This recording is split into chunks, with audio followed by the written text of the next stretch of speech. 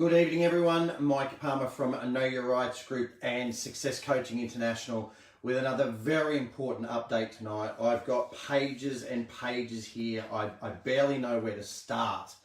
But look, we need to start at the top with the latest restrictions. So in case you haven't heard, our friends across the ditch in New Zealand have just been thrown straight back into stage 3 restrictions in Auckland, stage 2 restrictions around the rest of the country that happened within a couple of days, all because of four cases.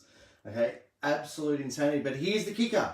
Now in New Zealand, if you are test positive with this COVID-19, mind you, there's so many false positives in these tests, it's a joke, but nevertheless, if you test positive in New Zealand now, you'll be placed into state quarantine. Okay, no more of this quarantining at home. They are going to grab you, they're going to take you out of your home, and they're going to put you into state quarantine. Now, why is this important? Because, of course, what we saw last time, what we're seeing right now, what happened in New Zealand is also coming into effect right here in Australia, especially in Melbourne at the moment. Now, it's not only Melbourne though. All other states are getting, stronger forms of restrictions or higher levels of restrictions. Queensland's, closed their borders to Victoria. They've closed their borders to New South Wales. Northern Territory have come out now and said that they have closed their borders for the next 18 months indefinitely to Melbourne. There's an article that came out from, from South Australia. This is hot off the press, saying from 21st of August, licensed premises, cafes, restaurants, gyms will be required to have a COVID-safe marshal enforcing the 1 person by 2 square metre rule. Cross-border communities will no longer have free travel in SA. Private gatherings restricted. So new restrictions coming into South Australia as well. These restrictions are creeping in stronger and stronger and stronger. Okay, now let's not forget, Melbourne currently has some of the toughest restrictions in the entire world. Okay, this insanity of curfews between 8 p.m. and 5 a.m., exercising for 1 hour a day. Almost all businesses, other than, supermarkets and chemists and essential services shut down. I mean, it's crazy. I urge you, okay, I don't have time to go through it tonight, but please, there's an article in the Daily Mail. It's got a long title, so I'll read it out. You can go back and re-listen to this. It says, police and army entering your home without a warrant, 8 p.m. curfew, and up to 400,000 jobs lost. Melbourne's lockdown is being labelled the worst ever breach of Aussie freedoms as calls grow for it to be scrapped. It's a really good article. I urge you all to read it. There are some things going on in the background where there are certain groups who are trying to put a stop to this. So have a look and see what's going on in the background. But one of the things that grabbed me, and you'll find this right in the middle of the article, and it's a section, it's in green on the page, and it says, what can the government do in a state of disaster? Now here's what it says. Appoint police as authorised officers so that they do not need to be accompanied by health officials to enter homes. So what does that tell you? If that's what they're authorised to do in a state of disaster, it means that they were not authorised to do that in a state of emergency. Okay, they were not able to appoint police as authorised officers. This is what we've been telling you through all these videos and radio shows. So all of the other states that are only under a state of emergency, not a state of disaster, the police are not authorised officers. And even here in Victoria, where they can be appointed as authorised officers, they can only be done so by instrument. Okay, this comes back to this instrument of delegation that we've spoken about many, many times before. Okay, people need to get their head around this stuff. People need to stop looking for this quick fix. Okay, this one-page step-by-step download from the internet. It doesn't work that way. Okay, you need to spend the time and do the research and get your head around this stuff. And you need to think. Okay, I've explained this before in other videos. This is just like a big chess game. Okay, but so many people are just blinded by the mainstream media that they can't think a few steps ahead. Now, I just explained to you, New Zealand's now saying that yes, if you test positive for COVID-19, you've got to go into state enforced quarantine. So what do you think is going to happen in Victoria, in Melbourne in particular? Okay, Dan Andrews has just gone and increased the payment from $300 to $450. Okay, for people to go, to urge people to go and get tested. You can now call up and they will send someone out to your home to test you within 48 hours. They are so desperate to test as many people as possible. Why? Because then once you test positive, they can go, right, we're going to quarantine you, we're going to take you out from your home, because remember, as we've explained on radio shows, you can't quarantine the healthy. You can only quarantine the sick. But you've gone and stupidly put your hand up going, oh yes, please test me. So they've done the test. Of course, a couple of them are going to come back positive. Now they can take you out of your home and put you into a state quarantine facility. Mind you, the very same facilities that caused all of this outbreak in the state in the first place. It's just madness. Okay, it's absolute madness. I mean, can anyone not see the connection between this and, the Nazi concentration camps? Am I the only one that's getting that? Okay, you need to think a few steps ahead with what they're doing here. I mean, it is just outrageous. And again, let's not forget that all of this is being based on these tests that have been proven to be scientifically meaningless. Forget about the inaccuracies and the false positives. They're scientifically meaningless. Now, if you haven't read those articles, if you don't understand why, please go to our vaccinations page on our website. It's about halfway down, and there's a little subheading called Inaccuracy of COVID-19 Testing. And you'll see links. These are scientific and medical papers and studies. They're not some obscure websites that we've linked you to. Okay, so go and read those and understand why this testing is an absolute joke. As I've explained on videos before, they tested a pawpaw, they tested a goat, they tested motor oil, and they all tested positive. Okay, there was a story doing the rounds on social media. I can't remember which state it was from, but a guy was tested. He tested positive. They did all the contact tracing, and they just could not trace him back to any known case. And they've gone back and retested him, and lo and behold, he's come out negative. Okay, but this is what they're doing. They're going to take you out of your homes and put you into a state quarantine facility if you test positive. So anyone who's racing out there to go and get tested is nuts. But of course, what are they doing? The government is targeting the low socioeconomic people, the people who are financially vulnerable, the ones who they've just taken the 400 jobs from because they just closed everybody's businesses down. And these people need this $450 just to survive. So it's all coercion. But people don't see that. They don't see the links. They don't see a few steps ahead. Okay, and of course, all of this fear and panic is all being predicated on the number of deaths that they keep reporting. Okay, but as we've again already explained, aged care facilities and nursing homes are paying families for the funeral costs of their loved ones who've just passed if they simply agree to let them put COVID-19 as a cause of death on the death certificate. I mean, this is the stuff that they're basing all this on, and this is the justification for continuing this insane lockdown. Now, again, I keep asking the question. No government agency's been able to come back to me. I'm simply asking, are these people dying of COVID, or are these people dying with COVID? Now, this is the best, most comprehensive answer that I've seen. Okay, so this is a government document. Okay, it's entitled COVID-19 Guide for Medical Practitioners. Okay, now it said the first question on top of the page: if someone dies from diagnosed COVID-19 or probable COVID-19, is that a reportable death under the Coroner's Act? And the answer is no.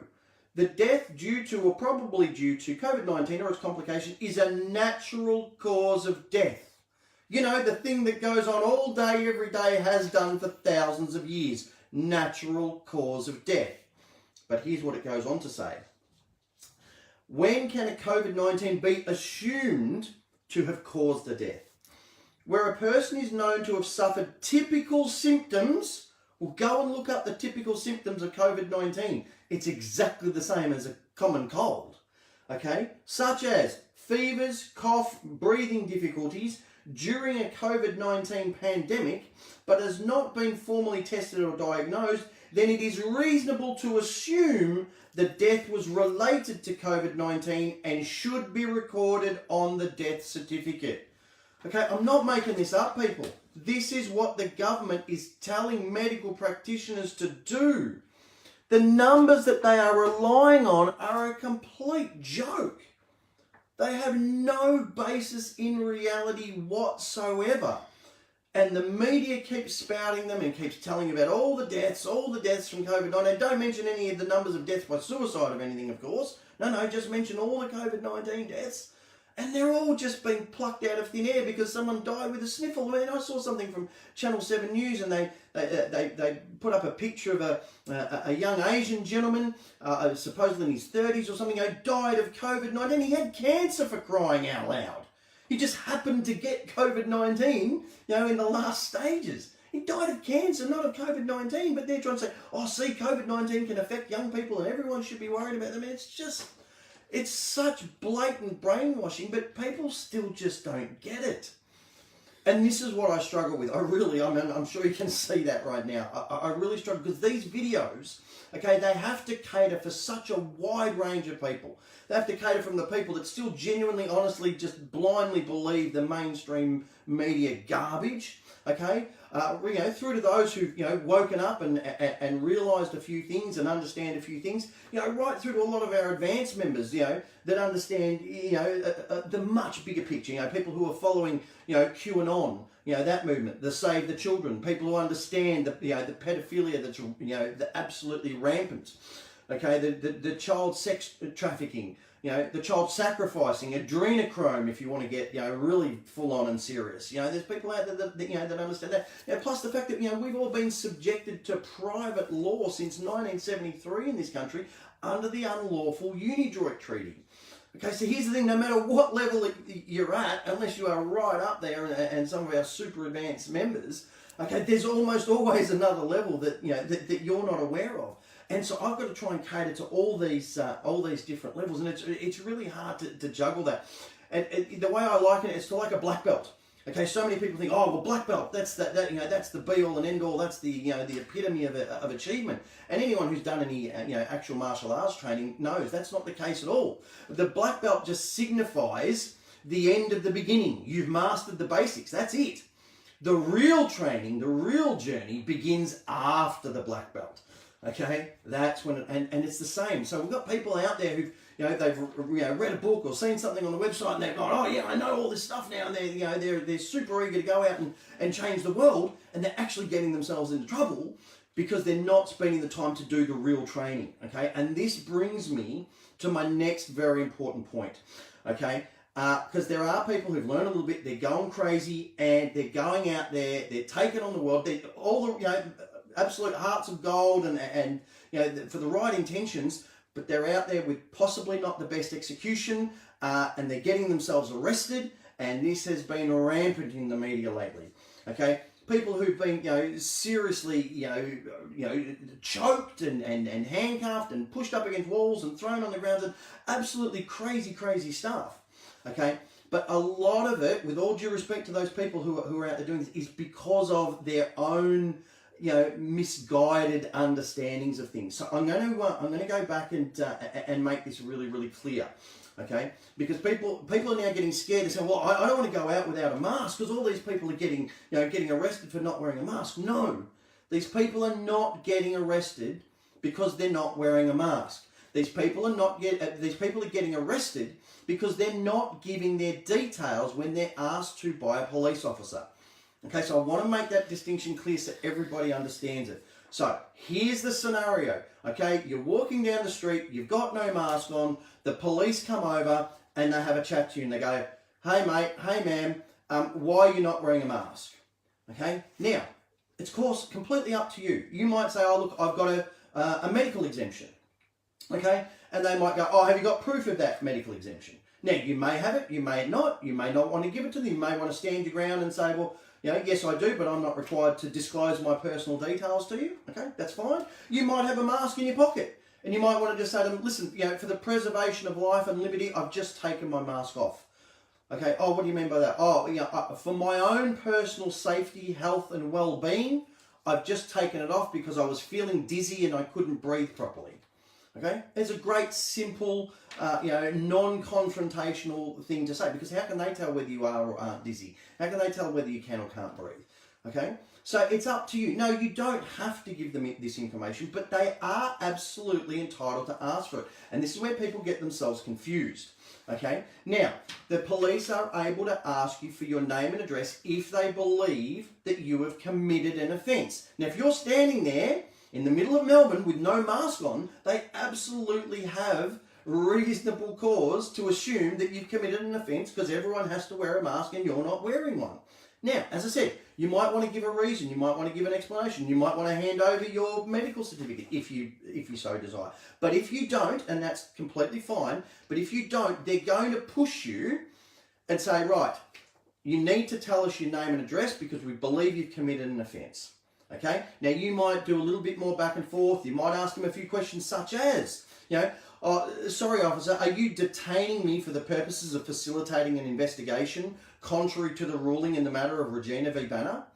Oh, sorry, officer, am I actually required to stop and speak to police unless I'm under arrest? Because that's what was stated by the Supreme Court in the matter of DPP versus Hamilton. Okay, now if you don't remember all this stuff, okay, it's all in our book. All right, it's all covered in the Know Your Rights book. So grab that, we cover it all there. Okay, so you can say all these things. All right, that's perfectly fine. But at some point, the officers, remember, they're just following orders. Now, whether that's right or wrong or good or bad, that's just what they're doing. Also, remember, these officers have just been absolutely hammered by their superiors. Because what happened? All these people were bursting through all these checkpoint locations and filming it all and putting it all on social media, making the police, out to look like Muppets. So now their superiors have said, right, no discretion, no anything. If someone's not wearing a mask, fine them. If someone's 5.1 kilometres from their home, fine them. No ifs, no buts, no maybes. Okay, so that's what they're dealing with. And again, I'm not saying it's right or wrong. I'm just trying to explain it to you.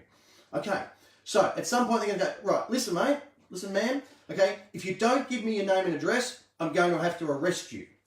Bingo. At that moment, okay, they've just threatened you. Okay, so now you're under duress. Why? Because you've seen all the same videos that I've seen online where these people are getting, handcuffed, thrown to the ground, head smashed into poles, choked out and all the rest of it. You don't want any of that to happen. So now you feel physically threatened. So now you're under duress. So now you simply say to the officer, that's fine, officer. I'm now under duress. So on a without prejudice basis, I'm happy to provide you with whatever details you'd like. What do you need to know? Now, once you've explained and justified why you're under duress because you feel physically threatened, because I just told you they're going to arrest you, okay, they can't do anything with that. It's under duress. It's not information that you've handed over willingly, so they can't do anything with it. So tell them your name, tell them your address, tell them your date of birth, tell them, what colour underwear you're wearing. Who cares? All they're going to do, at worst, hopefully someone who's there, a senior officer, is going to understand, oh shit, he's just said under duress, we can't do anything with this. But if they don't, all they're going to do is they're going to give you a piece of paper with a fancy logo on the top. That's it. It's called a fine, an infringement notice. Who cares? Stop being so worried about a piece of paper with a fancy logo from a corporation. Again, we've covered this to death before. The police are just corporations. They don't work for the government. Again, ask any police officer, show me your payslip. Unless it comes from the government, you don't work for the government. No, it comes from the Victoria Police Service or the New South Wales Police Force or whatever. It doesn't come from the government. It comes from a corporation. Okay, they're just corporate people, so understand that. Don't worry about it. Let them give you the fancy piece of paper with their corporate logo on the top. Okay, again, we have covered these fines to death. Okay, again, if you haven't seen the videos, go and look them up. Otherwise, just grab this book. Grab the Aussie Speeding Fines book. There's a simple step 1, step 2, step 3 process for how to deal with all fines. It's really very easy. Otherwise, go to the YouTube channel, go on this Facebook page and just look up all the videos. We've seriously covered fines to death. They're not that big a deal. Give them your name and address, take the piece of paper and get on with your lives. Okay? I don't want to see any more people getting arrested because they have failed or refused to give their name and address. It's easily avoided. It's no big deal. So please stop doing it.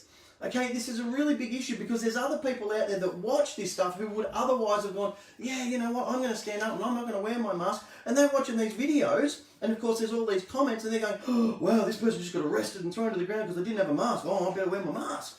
Okay, it's very off-putting to other people that might otherwise stand up.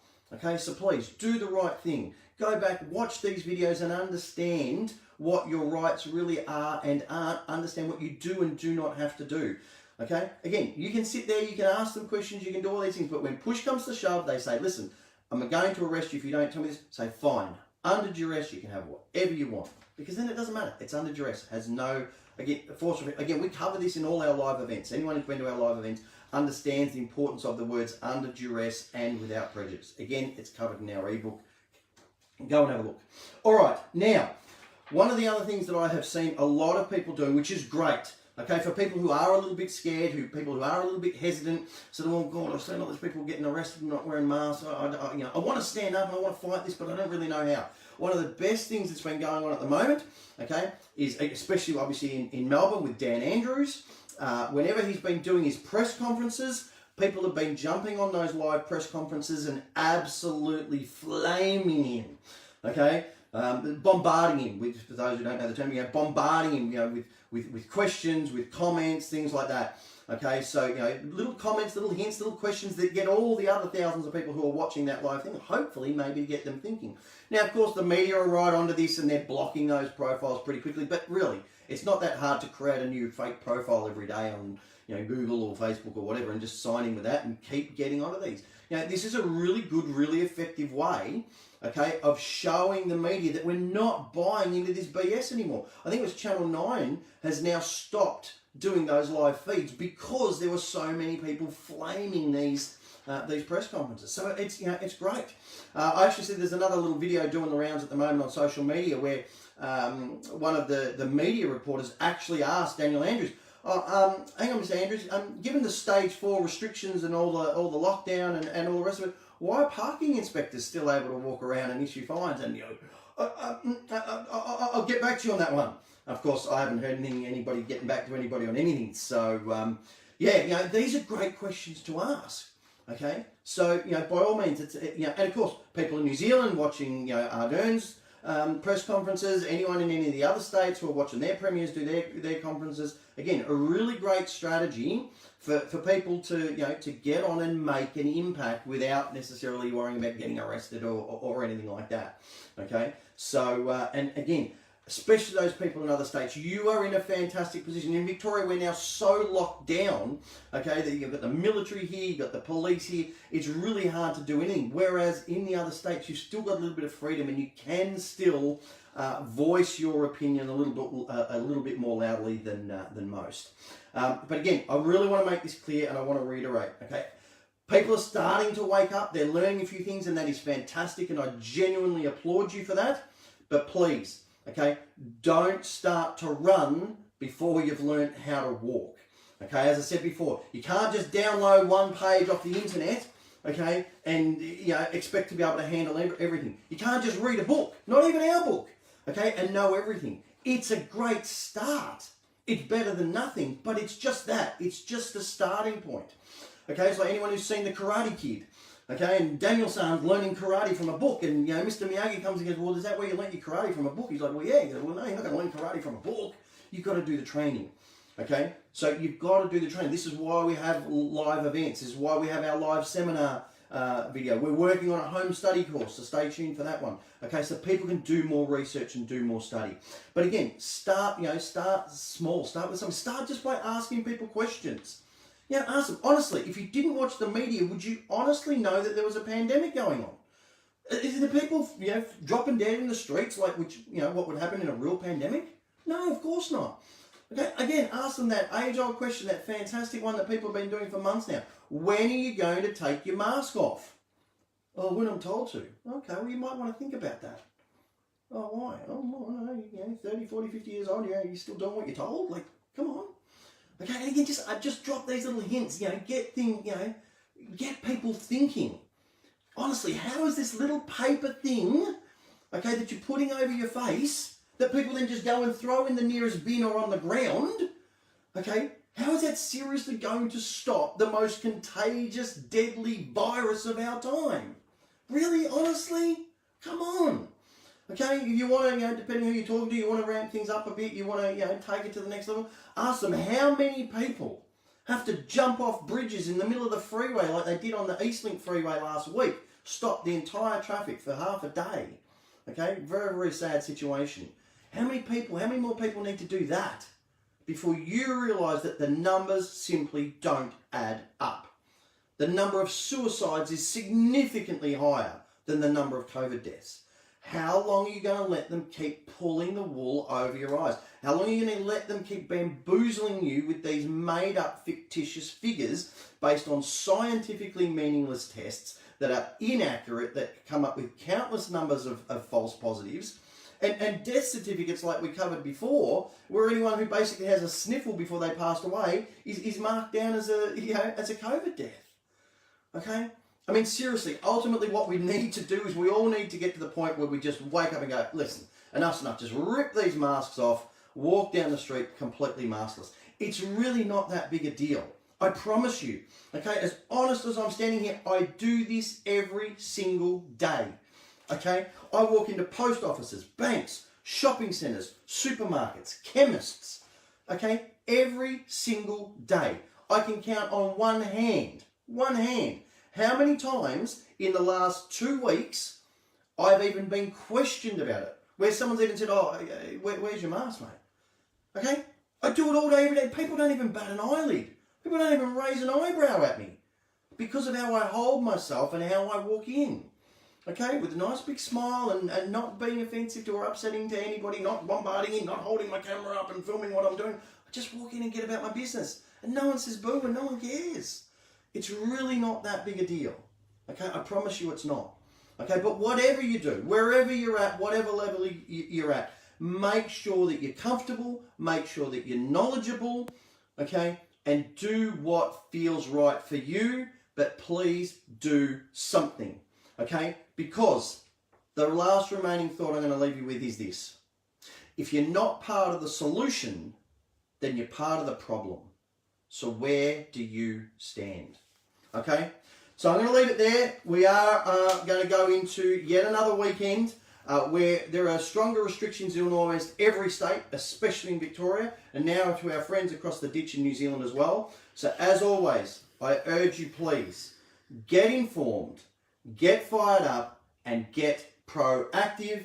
And the best way to do that is through these books that we have available on our website. There's links in the description of this video. If you haven't got them, if you know someone that hasn't got them, urge them to get them now so they get their head around this information before they get into trouble.